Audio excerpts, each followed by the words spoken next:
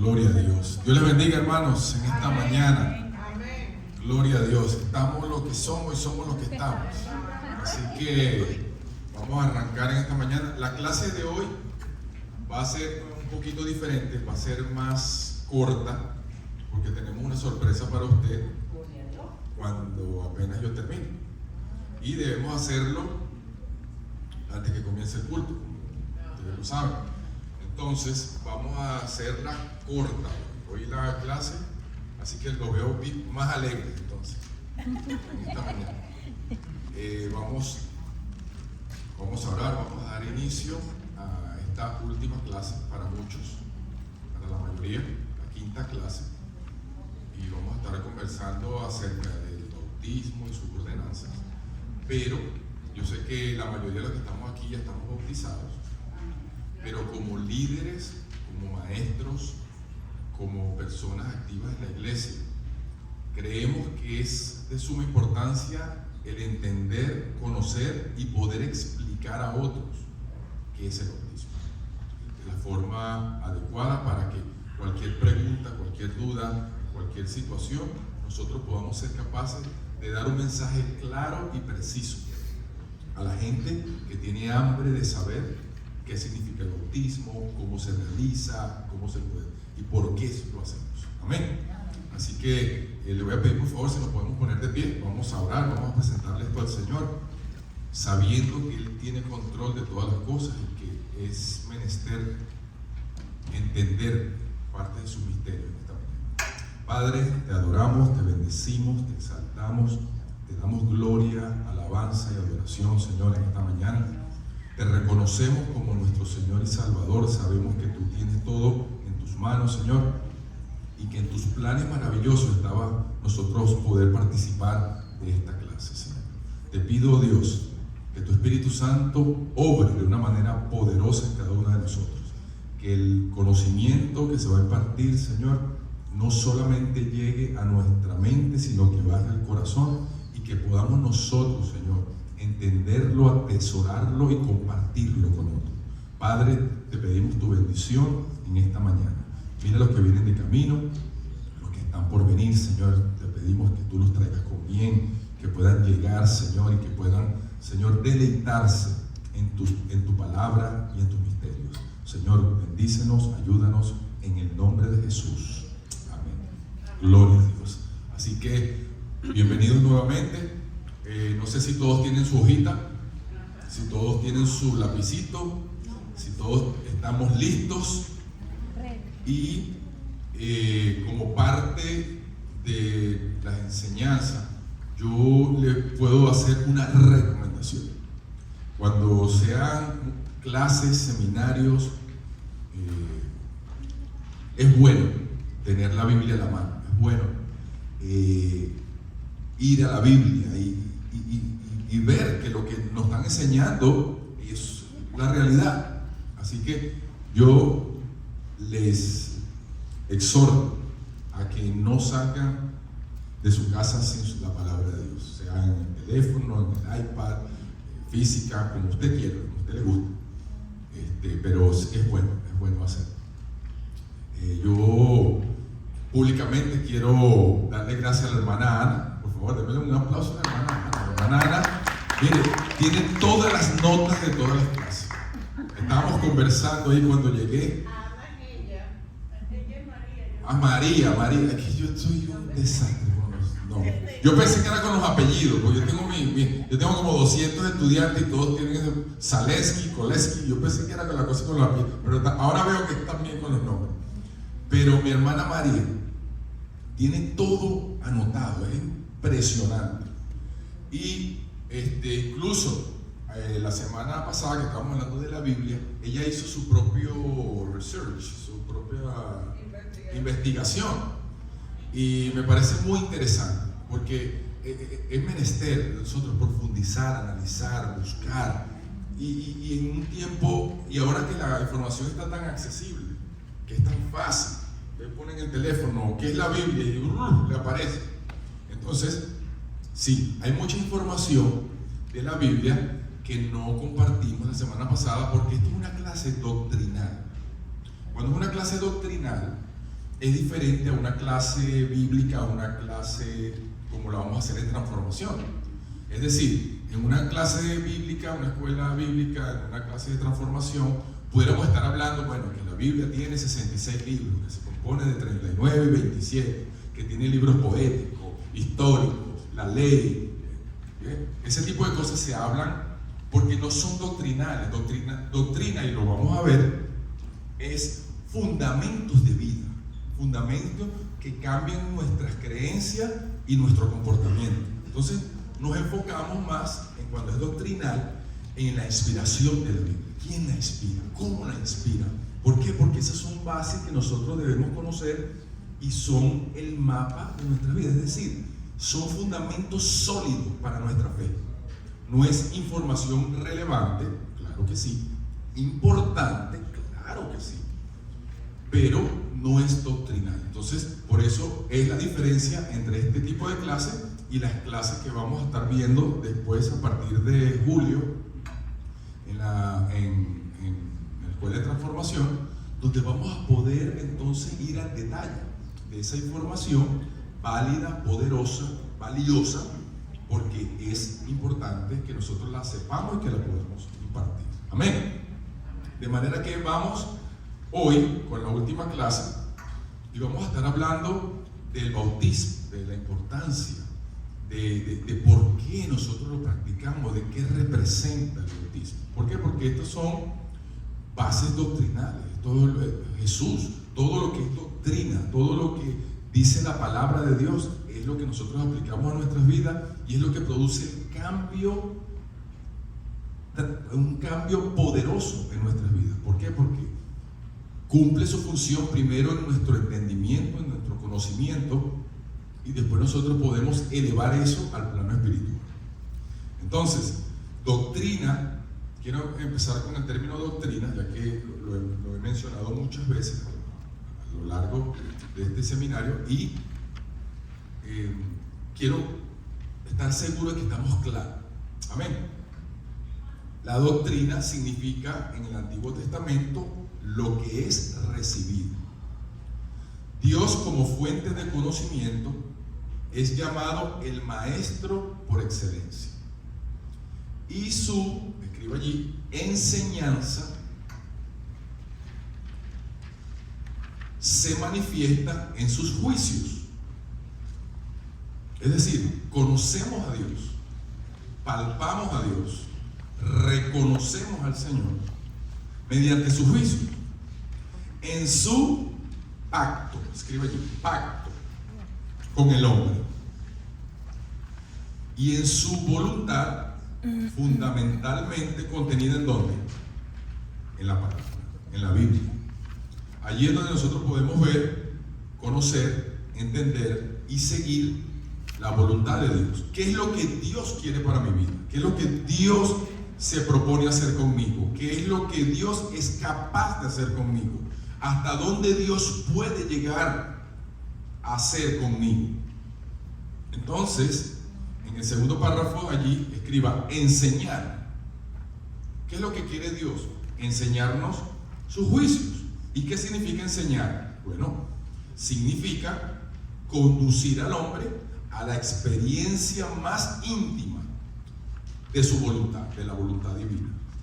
De manera que la doctrina afecta tanto el intelecto como la voluntad. Amén. Por eso es tan importante. Sí. Ay, papá, la secretaria allí. Dígame. ¿Sí? ¿Están perdidos? Ah, porque no le dieron la primera hojita. Por eso. Falta la primera. Lindísima. Excelentísimo. No, eso lo hicimos para saber si estaban despiertos.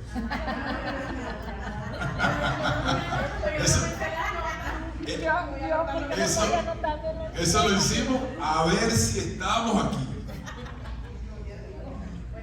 Pero no se preocupen, yo les voy a hacer llegar ese papelito. Entonces, mejor todavía, entiéndanme ahora. La enseñanza se manifiesta en los juicios de Dios. Es decir, a medida que nosotros tenemos una experiencia con Dios, entonces nosotros podemos aprender lo que Dios quiere. Si no hay una experiencia con Dios, pues nuestra fe y nuestra confianza en Dios es efímera, puede cambiar, pero cuando usted y yo conocemos al Dios Todopoderoso y existe una experiencia con Él, entonces ocurre una obra transformadora, que es la forma de Dios enseñarnos cuáles son sus juicios, sus preceptos y sus verdades. Amén. Entonces, enseñar significa conducir al hombre. La enseñanza Dios la usa para conducirnos a tener una experiencia con Él. De manera que la doctrina afecta nuestro intelecto y ¿qué? Nuestra voluntad. ¿Por qué? Porque no puede haber un cambio en nuestro comportamiento si primero no hay un cambio racional, donde yo entiendo qué es lo bueno, qué es lo malo, qué es lo que me conviene, en qué yo creo, cuál es mi fundamento, cuál es mi base. Y entonces podemos nosotros tomar decisiones y puede cambiar nuestro estilo de vida. Miren, después del diluvio, donde Noé y su familia se salvan de la mortandad de la humanidad, Dios hace un pacto con el hombre y dice: bueno, yo no voy a volver a erradicar al mundo entero, yo voy a preservar la vida. Entonces Dios hace un pacto, y según la palabra, por eso es que crea el arco iris. Por eso es que cada vez que nosotros veamos el arco iris, significa el pacto que Dios hizo con el hombre de que no iba a haber otro diluvio en la tierra. Y la ciencia ha comprobado de que el Gran Cañón es el resultado de un gran diluvio. Y no es avalado, o sea, no fue que lo dijeron los cristianos, fue que la ciencia lo corroboró. Entonces, cuando Dios hace este pacto de preservar la vida, muestra el arco iris, ese es llamado el primer pacto. El segundo pacto se realiza mediante la muerte y ¿qué? Y resurrección de nuestro Señor Jesucristo. ¿Para qué? Para otorgar la vida eterna. ¿A quiénes? A todo aquel que crea en su poder y su gloria. Hasta ahí estamos bien. Jesús, entonces, es el protagonista principal de la doctrina cristiana. Si nosotros apartáramos a Jesús de la ecuación, pues no existiría la iglesia, no existiríamos nosotros, no fuéramos parte de nada. Amén. Entonces, Jesús como protagonista de esta doctrina es el cimiento de ¿qué? De nuestras creencias, de nuestra fe, de nuestras vidas, y es Jesús el significado de todo lo que representa el reino de Dios en la tierra. Y existen doctrinas, todas tomadas de la palabra de Dios. No podemos nosotros recibir cualquier tipo de doctrina. Debemos saber que toda la doctrina debe estar avalada, pesada, filtrada en la palabra de Dios. Existen doctrinas acerca de Dios, de Jesucristo, del Espíritu Santo, la doctrina del hombre, la doctrina de la salvación, de la iglesia, doctrinas de la Escritura, de la palabra, de los ángeles, de Satanás y de los últimos acontecimientos. Es decir, nuestra vida está basada en doctrinas. ¿Por qué volvemos con la palabra? Porque hay muchas tendencias allá afuera que desestiman el valor de la doctrina. Y ese es un error. No podemos desestimar jamás la doctrina. Nosotros desestimamos la doctrina y estamos desestimando a Jesús, porque Jesús es doctrina. Donde quiera que vayamos, el Padre, el Hijo y el Espíritu Santo, eso es una doctrina. El nuevo nacimiento, eso es una doctrina. Y nosotros estamos ligados a eso. En la doctrina cristiana, según lo que el Señor Jesús nos dejó en su paso por la tierra, podemos entender que primeramente la doctrina es necesaria para nosotros tener un norte. ¿Lo creen así? ¿Creen que es necesario? Un punto norte donde todos coincidimos. Es decir, el que se aparte de allí no puede tener parte con nosotros, valga la redundancia. Donde todos coincidimos sin importar de dónde venimos, nuestra posición social, no el valor étnico, cultural, lo que usted quiera. Allí debemos todos coincidir. Existe una sola doctrina, y esto existe para que haya orden, para que haya un solo credo, para que haya una sola verdad, tales como la revelación, la persona de Cristo, la Trinidad, el pecado, la salvación y las ordenanzas dadas a la iglesia, como son. ¿Cuáles son las dos ordenanzas que han sido dadas a la iglesia? La Santa Cena, ¿se recuerdan? Que es algo que nosotros conmemoramos aquí los primeros domingos de cada mes, porque así lo mandó el Señor: hacer esto en memoria de mí. Entonces, la segunda ordenanza que Dios nos dejó, ¿cuál fue? Bautícense en el nombre del Padre, del Hijo y del Espíritu Santo. Y para eso Jesús fue nuestro primer ejemplo. Siendo 100% hombre, 100% Dios, nos dejó esa enseñanza. Llegó y, siendo Dios, le dijo a Juan: no, bautízame. Y Juan le dijo: no, pero yo no soy digno de desatar los cordones de tu calzado. ¿Quién soy yo para hacer eso? No, bautízame, porque es la voluntad del Padre, que todo aquel que confiese la fe, que haya creído y que quiera decirle al mundo que es una nueva criatura, debe bautizarse. Entonces, es nuestra segunda ordenanza. Ahora sí, papel y lápiz. Ahora sí, Anita. ¿Sí? Dice, en su hojita, dice: bautismo es un mandato. Sí, que es lo mismo, sí, correcto. Es un mandato dado por nuestro Señor Jesucristo, ¿como qué? Como parte de la vida cristiana. Es decir, todo cristiano, todo creyente, toda persona que haya confesado su fe en el Señor Jesucristo debe ser bautizado. El bautismo no otorga la salvación. O sea, es decir, no somos salvos porque nos bautizamos porque somos salvos.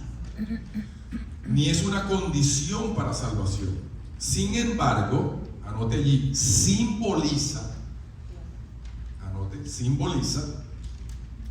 una salvación que ya hemos recibido por fe mediante Jesús, confirmando el ¿qué?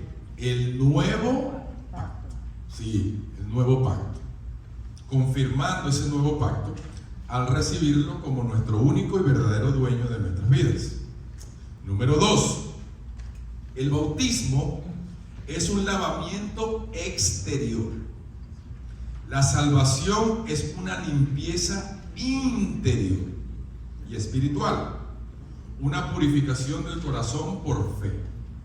Esta limpieza interna es retratada o simbolizada en el lavamiento externo del bautismo.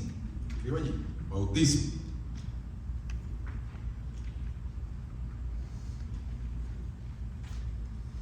Muy bien. Número 3. Fíjense lo que en Romanos 6:1 el apóstol Pablo habla del cristiano como alguien que ha muerto al pecado y ha resucitado para andar en una nueva vida.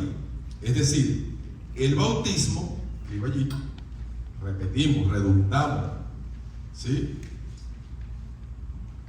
El bautismo representa que la muerte y resurrección de Jesús. Es decir, cuando nos bautizamos, le estamos comunicando al mundo que al introducir nuestro cuerpo en las aguas, estamos ¿qué? Muriendo. Escriba allí, muriendo a este mundo con sus apetencias, con sus deseos, y cuando volvemos a la superficie, estamos ¿qué? Resucitando a una nueva vida con Cristo, pero no automático. Estamos resucitando a una nueva vida con Cristo, siendo obedientes a su palabra. Amén.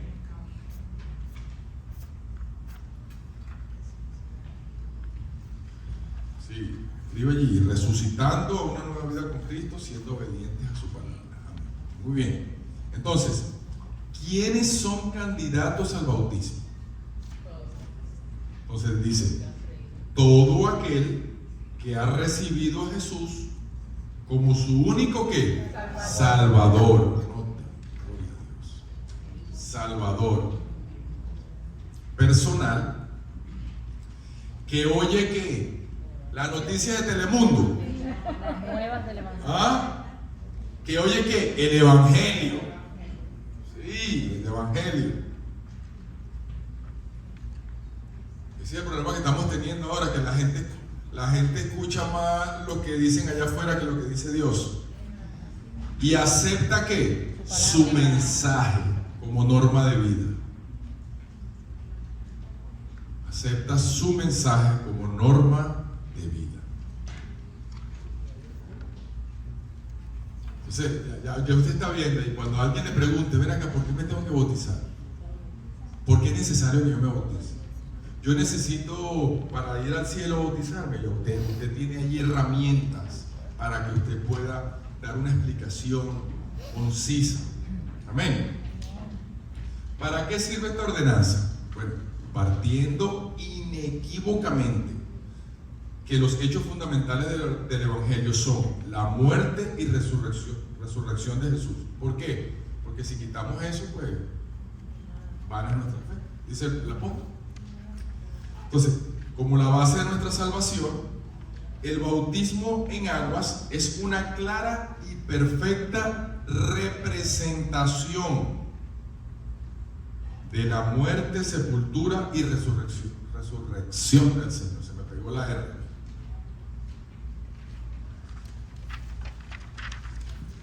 Muy bien. Excelente. Vamos bien.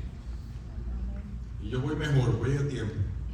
Por eso hoy me voy leyendo un poquito más, porque quiero mantenerme en el formato.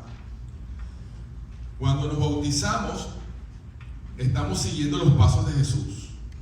Por eso nos dejó su ejemplo por excelencia. Número 1, se bautizó públicamente. Es decir, el bautismo no va a ser a la secreta. ¿Ustedes no han visto una película cristiana que se llama Cristiano a la secreta? Se bautizó públicamente. Jorgito, te presentaste muy lejos. Jesús se sometió al bautismo en las manos de Juan y mandó a sus seguidores, discípulos, a hacer ¿qué? Lo mismo, como parte de su obra hasta el fin de los siglos, como dice Mateo 28:19. Jesús se sometió al bautismo en las manos de Juan y mandó a sus seguidores o discípulos a hacer lo mismo. Número 2, debido a eso, el Padre lo confirmó públicamente. ¿Ve la importancia del bautismo? Cuando nosotros cumplimos con esa ordenanza, pues nosotros le estamos diciendo al Señor, Señor, yo públicamente te acepto. Y el Señor se compromete con nosotros. Amén. Y lo confirmó públicamente. Como muestra en Mateo 3, del 13 al 17, dice, como muestra de obediencia y testimonio. Es decir, cuando hacemos eso, estamos obedeciendo al Señor y estamos siendo testigos fieles de Él. ¿A quién estamos siendo de testimonio? Al mundo, mediante el bautismo por parte de nuestro Señor Jesucristo. El Padre Celestial lo confirma y lo reafirma. ¿Se recuerda el video que vimos en la segunda clase? Cuando Juan lo estaba bautizando, el Señor habla desde el cielo, confirmando a Jesús y reafirmándolo. Este es mi Hijo amado, en el cual complacencia. Muy bien. Número 3. Seguidamente comenzó a servir. O sea, hay una importancia para el servicio. Y es que nosotros debemos cumplir con esta ordenanza, ser bautizados. Y una vez que estamos bautizados, entonces nosotros entendemos que hemos hecho lo que Dios nos ha dicho que hagamos y estamos listos para el servicio. Ahora, ¿dónde vamos a servir? Ya es otro asunto. Pero estamos en la capacidad. ¿Por qué? Porque ha habido una conversión del alma, porque ha habido un lavamiento en el espíritu por parte de Dios, porque hemos sido aceptos ante Dios y porque ahora nuestro corazón le ha dicho al Señor: bueno, ya yo no tengo parte ni suerte con el mundo, ya no quiero ser parte de la tendencia, ahora yo quiero servirte, ahora yo quiero vivir para ti. ¿Por qué? Porque yo voy a vivir conforme a la palabra de Dios. Entonces, en el servicio, para yo servir a Dios, yo tengo que bautizar, yo debo bautizar.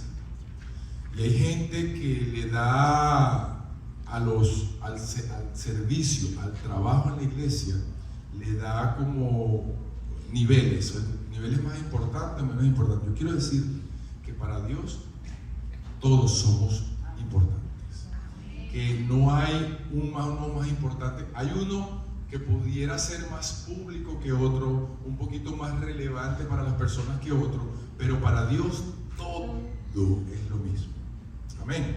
Así que cualquier cosa que la hagamos para el Señor, si la hacemos de corazón, con ahínco, con pasión, con denuedo, con deseo de agradar a Dios primero antes que al hombre, nosotros vamos a recibir la recompensa. Amén. Entonces, es importante y relevante entender que cuando servimos, escriba allí, servimos, somos simplemente vasos de honra e instrumentos, escriba, instrumentos en las manos de Dios. Es decir, servimos y damos a conocer, escriba, conocer a un Dios que las personas no pueden ver, pero que es real, real, porque ha habido una convicción, porque ha habido un confrontamiento, porque ha habido una relación, y podemos testificar al mundo entero que nuestro Dios es aleluya. Le voy a decir un aleluya como dice el pastor Labra, aleluya. Es decir, todo milagro, sanidad, honra, gloria, siempre será dada y otorgada a Él, a Dios. Gloria a Dios.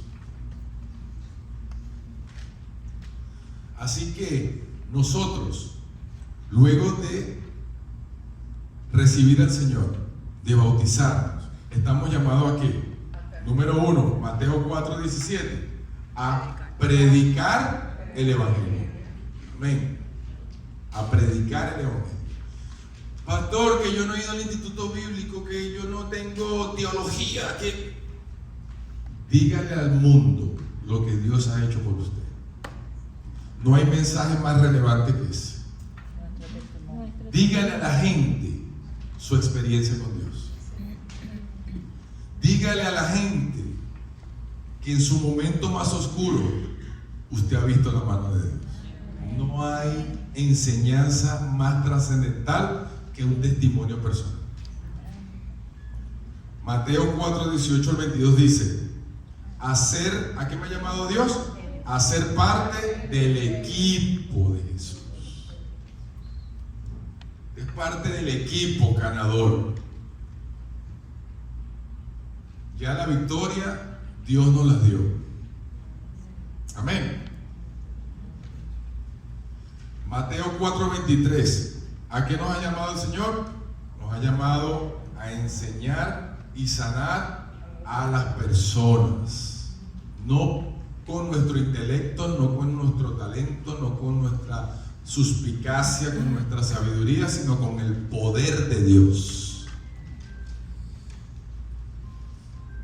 Así que enseñando con mi testimonio, con su testimonio, porque ese es lo que va a avalar el mensaje, ¿sabía?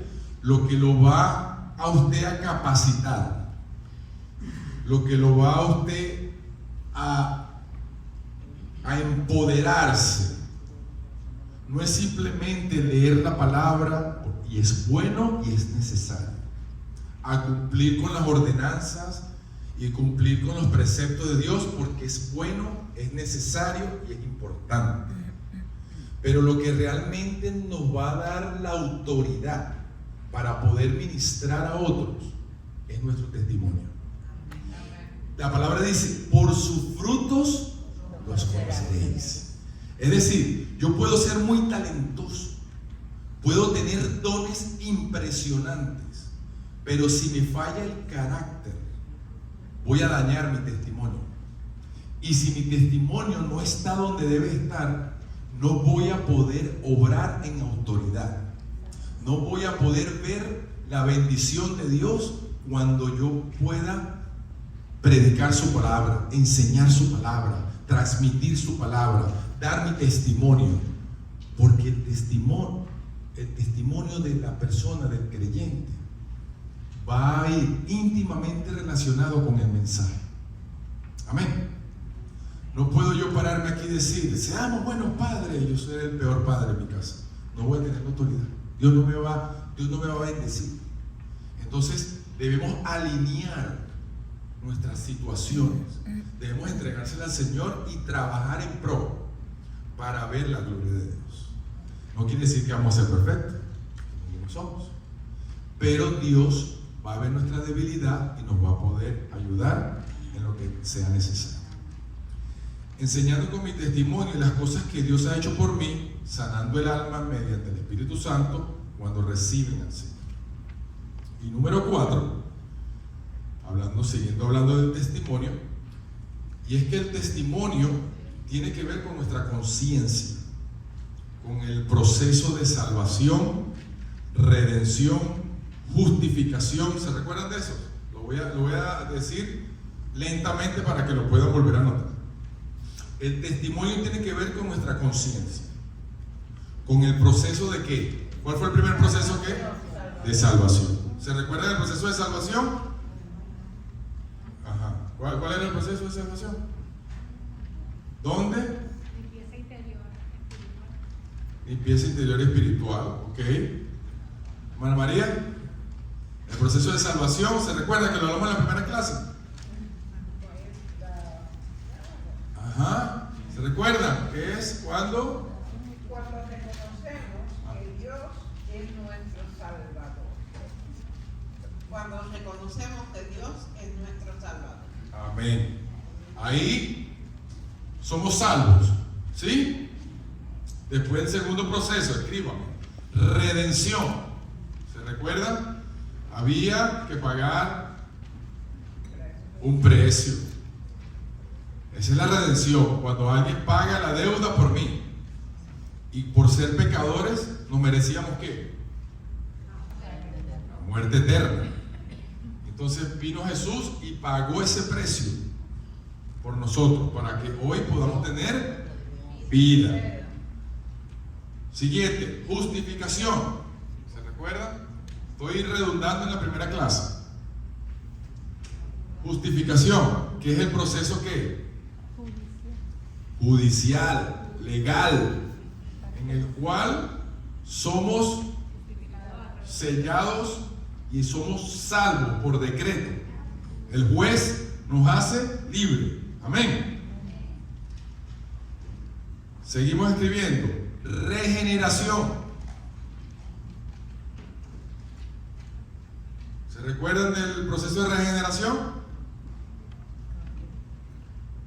Y del nuevo nacimiento. Entonces, ¿cuál es el nuevo nacimiento? Cuando recibimos al Señor y el Espíritu Santo viene en nuestras vidas hace una revolución en nuestra mente, nos convence de pecado, de justicia, de juicio, empezamos a pensar diferente, empezamos a ver las cosas diferentes, y entonces sale una nueva criatura. ¿Se recuerda que yo le hablaba de que el Señor nos embarazaba de Él y que daba a luz que una nueva criatura, y que lo que antes había ocurrido en mi mente, pues ahora lo estoy practicando, lo estoy viviendo, y ya no es algo interno solamente, sino que ya la gente puede ver el cambio que ha habido en mi vida.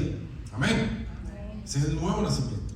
Y la regeneración, el proceso regenerativo, es aquel proceso que después que yo nazco de nuevo, pues van a haber todavía dificultades, debilidades, flaquezas, y Dios va a ir fortaleciéndome a medida que voy creciendo en la palabra, a medida que me congrego, que aprendo, que veo la mano de Dios. Entonces van a ver cosas que Dios va a ir cambiando, ajustando, tornillos que va a ir acomodando, ¿sí? Tuercas que va a ir apretando, para que entonces haya un crecimiento espiritual y lleguemos a la madurez. Amén. Muy bien. Entonces, esto no es algo que me imponga la iglesia. Es decir, mi testimonio tiene que ver con mi conciencia y con el encuentro que yo tuve con Dios, y con la transformación que Dios ha hecho en mi mente y en mi vida. Esto no es algo que imponga la iglesia, ni el pastor, ni los líderes. Esto tiene que ver en concientizarse que Dios está dentro de mí. Es decir, cuando usted y yo llegamos a este punto, nosotros podemos cabalmente entender que el Espíritu Santo mora en mí y que Dios está en mí. Entonces, quiero hacer las cosas sabiendo que mi intención en todo lo que yo haga en mi vida sea agradar a Dios. Cuando yo entro en ese mover, mi vida cambia por completo. Ya no me dejo llevar por las pasiones, los deseos, las inclinaciones. Trato de filtrar todo y hacer lo que tenga que hacer para agradar a Dios, para tener comunión con Él. ¿Por qué? Porque he entendido que el temor a Dios no es que es un Dios que está allá arriba, que me quiere arrancar la cabeza si yo fallo, que me quiere mandar al infierno, que me quiere destruir, que me quiere aniquilar. No, yo entiendo que yo tengo un Dios amoroso, precioso, maravilloso, que dio su vida por mí, por lo cual me ha demostrado que me ama, que tiene deseos de bien para mí, que tiene sentimientos de paz para conmigo, que quiere bendecirme, que quiere prosperarme, que quiere sanarme, que quiere que yo tenga una vida en abundancia, que Él quiere que yo viva una vida plena en Él. Entonces, no puedo ver a Dios como un verdugo. Y cuando yo peco, cuando yo me equivoco, no estoy haciendo que Dios me mate. Lo que estoy es perdiéndome de las bendiciones que Él tiene para mí. Él me tiene cercado, Él me tiene bendecido. En el momento que yo me aparto, pues todas esas bendiciones no van a llegar a mí. Ese es el temor que yo tengo, de no vivir en la voluntad de Dios. No es que me va a matar, no, es que voy a perder mucho si su presencia no irá conmigo, como decía Moisés. No voy a poder ver la gloria de Dios, no voy a poder ver la magnificencia de Dios, no voy a poder ver los milagros de Dios. Ese es mi temor, perder la presencia de Dios. Amén. Entonces, quiero agradar a Dios, quiero tener comunión con Él. Sé que hay un Espíritu Santo dentro de mí, que es la tercera persona de Trinidad, porque eso lo aprendí en la doctrina. Más café, por favor. Entonces, cuando yo sé doctrina, cuando yo sé la palabra y el Espíritu Santo está dentro de mí, ¿quién es el Espíritu Santo? Bueno, es la tercera persona de la Trinidad que siente, padece, se contrita, se agravia y se comunica conmigo, como dice en Efesios. Amén. De modo que el modo de hablar, de conducirme, de resolver conflictos, va a depender de cómo veo a mi Creador y qué tipo de relación establezco diariamente con Él.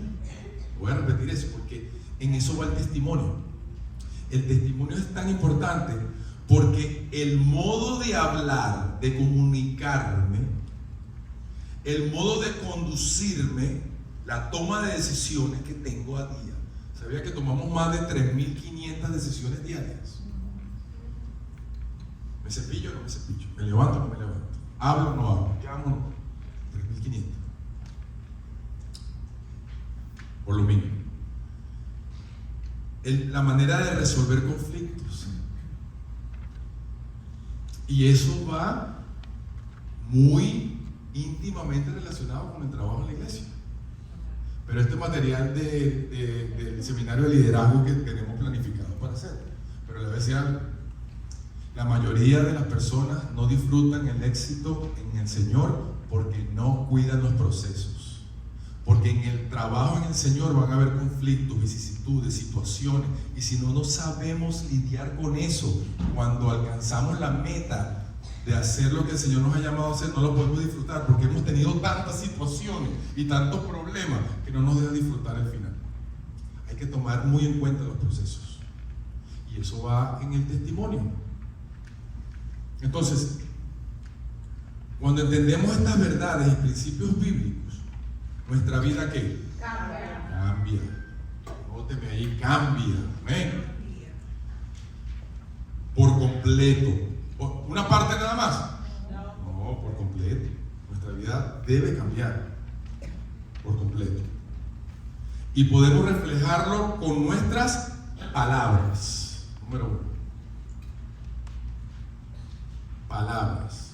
Número 2. ¿Podemos reflejarlo con qué? Con nuestros deseos. Ya nuestras prioridades cambian. Yo no puedo desear lo mismo que deseaba antes, ni de la forma. Ya nuestras acciones cambian. Podemos reflejarlo con nuestras acciones. Número 3 ahí. Número 1, palabras. Número 2, deseos. Y número 3, acciones. Dentro y fuera ¿de dónde? De la iglesia. No es lo más importante reflejarlo solamente en la iglesia. Sí, tenemos que reflejarlo en la iglesia, claro. Pero dentro y fuera. Amén. Y debemos reflejarlos, ¿saben dónde? En nuestras redes sociales. Anoten, en nuestras redes sociales. Muchas veces nuestras redes sociales dicen más de lo que nosotros podemos decir. Y la gente no se da, el que lo hace no se da cuenta el que lo está siguiendo. De manera que, recapitulo, podemos reflejarlo con nuestras palabras, deseos y acciones dentro y fuera de la iglesia. En nuestras redes sociales. Es necesario que nuestras redes sociales cambien cuando hay un cambio genuino. ¿En dónde más? En los trabajos. Sí, los compañeros, los que nos ven todos los días. ¿Cómo puedo yo predicar a un Dios vivo a mis compañeros? Efectivamente, con mi testimonio. Ellos me conocen. ¿En dónde más? En nuestras escuelas.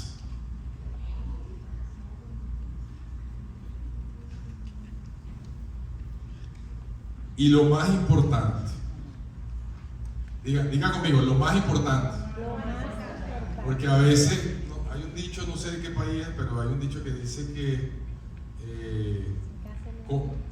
colamos el mosquito y nos comemos el elefante, algo así.